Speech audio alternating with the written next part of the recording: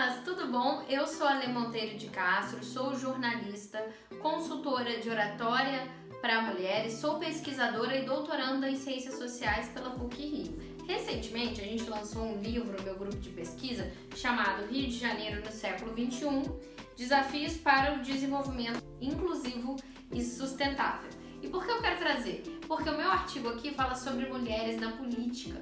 E recentemente, com a posse do novo presidente, do Lula, ele trouxe o ministério com várias mulheres. Eu quero trazer para você por que é importante ter mulheres ali, o que isso traz de fato para a nossa democracia, para a nossa sociedade de positivo e se isso significa que a gente vai ter questões relacionadas a mulheres sendo debatidas nos espaços, ok? Então vem comigo que vai render hoje. Roda a vinheta.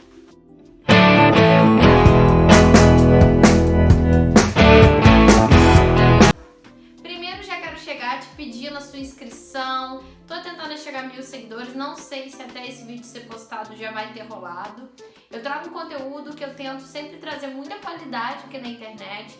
Já deixa seu like se você gosta dessa temática. Eu falo muito também sobre séries, personagens femininas, análises de situações que aconteceram com mulheres, sobre todo esse debate de desigualdade entre homens e mulheres e de gênero no geral, são assuntos que eu costumo trazer aqui, às vezes num campo mais do entretenimento e às vezes no campo da ciência política mesmo, além das próprias dicas de oratória para mulheres, porque a gente precisa empoderar as mulheres com informação e também com conhecimento. Já deixa seu like no vídeo, ele é super importante para um canal pequeno ainda mais. E comenta o que você achou desse novo ministério do presidente Lula. Primeiro eu quero trazer a desigualdade que existe no espaço feminino. Você pode não saber, não perceber, acho pouco provável e meio difícil não perceber, mas existe uma desigualdade sim de gênero na nossa sociedade. Ela vem sendo assim combatida e tem tentativas de correção como essa mesmo do ministério do presidente Lula, mais voltado para a igualdade, para a diversidade. Isso é uma tentativa de combater essa desigualdade existente, mas ela existe na nossa sociedade. Eu vou ler um trechinho aqui muito interessante sobre isso. A Hirata, que é uma autora, ela explica que há uma cultura social que designa a destinação prioritária dos homens à esfera produtiva e as mulheres à esfera reprodutiva. Vou explicar mais. Criando assim posições socialmente construídas, destinando homens e mulheres a lugares diferentes do mercado de trabalho. As funções consideradas de forte valor agregado, política, religiosas, militares, lideranças hoje em empresas, estão inseridas no contexto masculino. Foram inseridas como de natureza masculina, não só contexto, como natureza. Esse é o espaço que naturalmente vai ter o homem. Aí, por exemplo, quando você conversa com uma pessoa mais velha, uma vez eu conversei com a minha avó sobre isso, a Dilma estava para ser presidente e ela falou, não é coisa de mulher ser presidente. Por que as pessoas ainda falam que existe bebida docinha de mulher, existe esporte de mulher, existe espaço de mulher, existe coisas, brinquedos de menina e brinquedos de menino?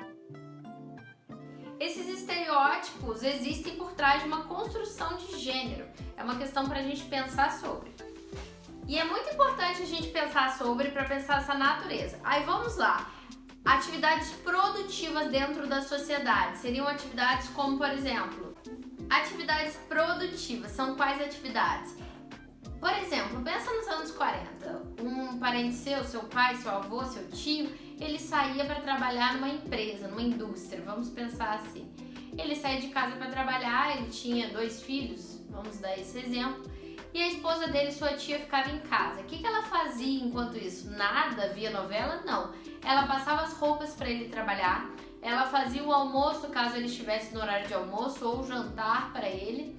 Ela alimentava os filhos também, fazia o almoço para as crianças, levava para a escola ou vinha um transporte porque ela não dirigia e limpava toda a casa, mantinha tudo em organização, lavava toda a louça daquele almoço e continuava trabalhando o dia inteiro até a chegada dele, que ela ainda muitas vezes fazia dever de casa com os filhos e mantinha um ambiente tranquilo para a chegada desse marido que chegou cansado do trabalho, que é a atividade produtiva que vai render a renda toda dessa família. Enquanto a atividade reprodutiva dessa mulher é o que faz com que esse homem consiga sair de casa para trabalhar fora.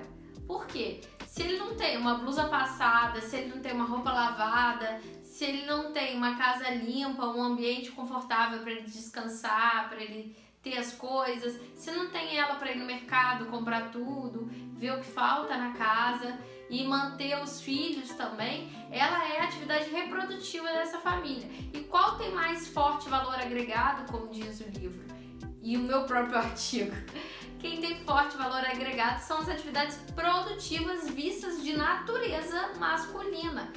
Um lugar muito interessante pra gente assistir isso é naquela série da Netflix, Coisa Mais Linda. Isso mostra bem nitidamente essa situação. Se você também pesquisar em propagandas dos anos 40, principalmente americanas, você vê a reprodução pesada dessa estrutura social patriarcal e machista. Patriarca, que o patriarca é quem manda na casa, quem determina tudo, é quem ganha o dinheiro, é quem tem poder, e a mãe tá ali, a mulher, designada a tarefas menos importantes, com menor valor agregado. Essa é a formação da nossa sociedade atual, capitalista e etc. Ela é patriarcal. A gente vem rompendo com isso desde algum tempo. Mas nos campos de maior poder, por que mulheres ainda ganham menos que homens nas empresas ou não chegam a cargos de gerência com tanta frequência quanto homens? E pior, por que mulheres pretas chegam menos ainda nesses lugares? Ou de origem, povos originários, também mulheres que vieram de povos originários, indígenas, não conseguem estar nesses espaços, ocupar esses espaços? Porque existem esses estereótipos e essa construção social que segregou essas pessoas da formação da nossa democracia, que é o que eu vou trazer agora. E aí também vou trazer a importância da democracia dentro dessa atividade. Olha, Avelar, que é uma autora, avalia a participação feminina como o principal fundamento da vida democrática. Por quê? E instrumento por excelência de ampliação dos direitos da cidadania. Aí a gente pode destacar também que diante do processo de formação e deliberação política referentes ao conceito de povo e soberania, as mulheres foram socialmente excluídas. É isso que eu vinha falando anteriormente. E aí também tem uma questão de subalternidade, dela não ser da natureza dela exercer aquelas funções. Há uma questão fundamental a ser ressaltada nesse ponto. Por mais que a naturalização da condição de subalternidade feminina tenha ocorrido através de uma lógica patriarcal capitalista, ela poderia ser transformada. Ou seja, ao longo da história foi possível mudar essa forma de caracterização da figura feminina por se tratar de uma construção social. Em suma, não existe, por exemplo, um instinto materno. Não necessariamente existe. Ou não existe, isso é coisa de mulher, porque sempre foi assim, ou porque a mulher tem mais facilidade para o cuidado, para fazer as coisas, por conta do instinto materno. Não é. O homem também pode ter facilidade para o cuidado, para orientar os filhos, para fazer dever de casa, para lavar uma louça, para fazer uma comida, para limpar uma casa. Isso não é da natureza, isso é construção social. Tanto que hoje a gente vem rompendo isso. E é muito possível também que a mulher esteja num cargo de liderança e sustente a casa. Não existe essa questão como algo de natureza humana, que o homem tem que fazer isso e a mulher aquilo outro. Isso não existe, isso é uma construção social. Sendo uma construção de um formato de sociedade, é possível que com conscientização e também tentar mudar, a gente consiga modificar isso tudo. E é isso que as pessoas queriam deste governo e ele acabou conseguindo trazer como primeira questão, as mulheres estarem naquele espaço. Mas não é só isso que resolve tudo, eu vou falar disso ainda. Essa parte sobre representatividade entra em outras questões que eu vou explicar para vocês, que é bem interessante, que eu já estudei no meu outro trabalho. Tem também uma parte de uma naturalização dos papéis do homem e da mulher a partir da reflexão da divisão sexual do trabalho, o que traz aquela dupla, tripla jornada feminina, mas isso eu já falei anteriormente que tem muito a ver com aquela ideia do papel que cada um deve fazer Sabe aquela ideia de que é do homem fazer isso é coisa de mulher. Isso é naturalizado na sociedade como se fosse uma questão biológica e é uma construção social, como nós vimos.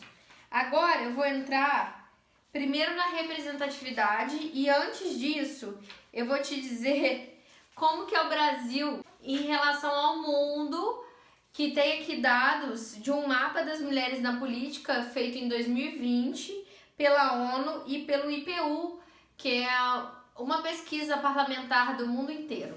A partir desses organismos aí, o Brasil está muito aquém dessa efetivação da participação feminina.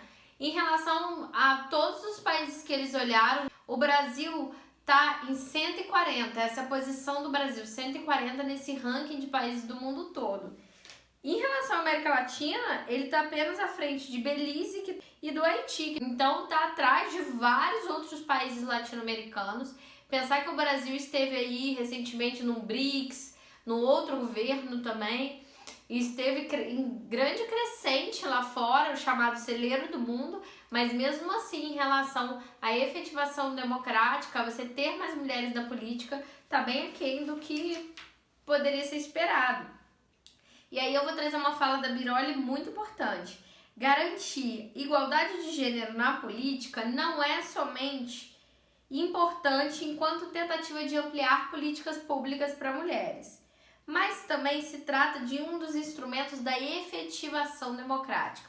Ou seja, para você ter uma democracia com qualidade, uma democracia ampla, que escute várias vozes, é importante você ter várias vozes em posições de poder. E as mulheres são mais da metade da população brasileira. Em relação a isso, tem a questão da representatividade. O que isso significa? Essa palavra é muito falada, mas quem não estuda ciência política pode não compreender. Então é interessante explicar. Uma coisa é eu tô daqui estudando política, gosto do assunto, aí eu vejo, ou sou uma líder de algum movimento, aí eu vejo mulheres chegando ao cargo de ministério. Legal. Quando eu olho para lá, eu falo, poxa, se a Anísia Trindade, que foi presidente da Fiocruz, que é uma pessoa que eu tenho muito carinho, muita admiração, ela conseguiu ser ministra da Saúde, eu também posso. Se uma pessoa da minha cidade conseguiu um cargo de vereadora aqui na Câmara, eu também posso. Se existem mulheres daquele espaço e eu olho para lá e vejo, eu acredito que também é uma porta que se abre para mim, como em várias áreas. Para mulheres pretas e oriundas de povos originários, povos indígenas, é ainda mais difícil delas estarem nesses espaços. Para mulheres da periferia, também mulheres trans, é ainda muito, muito mais difícil, porque existem uma série de estereótipos e preconceitos que não as colocam nessas posições de poder, e sim no espaço de subalternidade na nossa sociedade, mas também muita luta. E aí, quando a gente olha, por exemplo, uma mulher preta olha para Maju na Globo e fala, poxa, quem sabe eu não posso ser jornalista, não posso estar ali, entende? Quando ela olha uma personagem da Thaís Araújo, que é uma mulher rica e bem-sucedida, ela fala, eu também posso ser assim. Eu não preciso ser sempre a empregada, sabe? Quando ela olha para a novela e os pretos são empregados, ela já olha e fala, o meu lugar é esse. Ela pode pensar isso. Ok, existe essa questão, mas também existe a representatividade. O que significa dizer? A pessoa pode ser mulher, pode ser oriunda de povos originários, preta, o que for. Se ela não estiver comprometida numa pauta que seja direcionada a melhorar questões relacionadas a esse público feminino, ela não tem representatividade. Ou seja, mais vale às vezes, por exemplo, eu votar numa mulher que defende os direitos da mulher do que eu querer pensar assim, outro governo também tinha mulheres na política, tinha Damares, que falava que meninas usam rosa e meninos usam azul. Ela está reproduzindo um padrão sexista. A Anísia, inclusive, que é ministra da Saúde agora, ela teve uma fala no Comitê de Gênero e Igualdade na Fiocruz que eu achei incrível. Ela disse, quando eu cheguei ao primeiro cargo de coordenação, olharam para mim e falaram, para mandar aqui tem que colocar o na mesa. E ela virou e falou, não não. Eu vou fazer a gestão aqui, mas eu vou fazer uma gestão justa, uma gestão que escuta as pessoas, que entende o lado de cada um. Eu não vou ser autoritária, não vou ter um padrão misógino ali, sexista de gestão. Então ela não quis reproduzir esse padrão anterior a ela. A Damares, ela estava ali, mas ela reproduzia preconceitos, estereótipos que diminuíam ainda a mulher, que valorizava a naturalização do que é dito como feminino e masculino. E dentro dessa sociedade, o que é dito como feminino e masculino, o feminino é sempre subalterno. Ele não está no espaço de poder, ele está na atividade que eu acabei de dizer, pouco valorizada. Então, representatividade entra nesse ponto. Não basta você ser mulher. Aí, o que diz aqui a Luiz Felipe Miguel e Flávia Biroli? Eles salientam a importância de um olhar além. Para a ampliação de políticas públicas voltada para mulheres, é fundamental que as mulheres eleitas tenham compromissos com pautas femininas. E eu observo que a incorporação de grupos anteriormente excluídos em espaços de poder podem reproduzir padrões anteriores e realizar manutenção do que havia antes dessa chegada a esse poder. Então, manter o que já havia antes. Quebrar esse paradigma é muito difícil.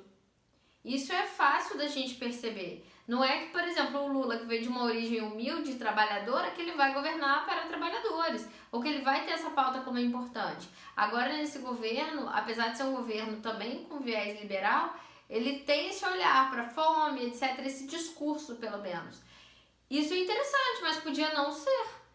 Não necessariamente significa isso. A Marina Silva, por exemplo, ela tem um crescimento no Acre, perto da floresta, perto de tudo que lhe engloba a produção do látex, etc. Ela tem um olhar muito grande para a sustentabilidade e um conhecimento de vida e acadêmico gigantesco para essa área, para a pobreza, etc., para o desenvolvimento sustentável, mas poderia não ter. Sair dali não importa. Tanto que tem gente que sai da pobreza e desmerece o pobre, e isso é comum. Não necessariamente estar naquele grupo significaria ter representatividade. Eu vou encerrar o vídeo por aqui, agradeço muito a vocês, peço o seu like, que é muito importante para um canal pequeno, que eu produzo conteúdos com muita qualidade, mas é muito importante que você dê o seu like, faça seu comentário, diga o que você acha dessa estrutura de governo, dessa ideia de trazer novas caras, novos rostos para esse governo. Se isso é positivo, tende a ser positivo, ou é uma promessa que não vai levar em nada. Então é importante a gente refletir sobre isso. Sempre com educação, tá, gente? Quem é enlouquecido, doido, não me xinga e não vem falar também, xingar os outros aqui, por favor. Se você não gostou, deixa seu dislike também, não precisa ser mal educado, tá bom? Beijo!